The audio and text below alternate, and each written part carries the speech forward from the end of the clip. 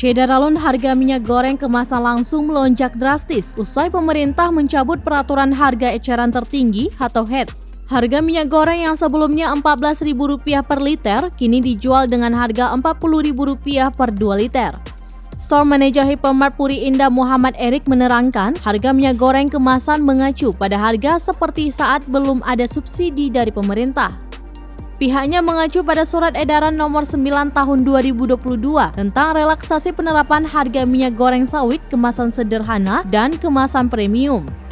Begitu aturan itu terbit, harga dari distributor pun akan naik sebab selama ini produsen dan distributor sebagian besar masih bermasalah dengan HET. Dengan kembalinya harga seperti tahun lalu, distributor diharapkan bisa mensuplai sesuai permintaan dan kebutuhan masyarakat.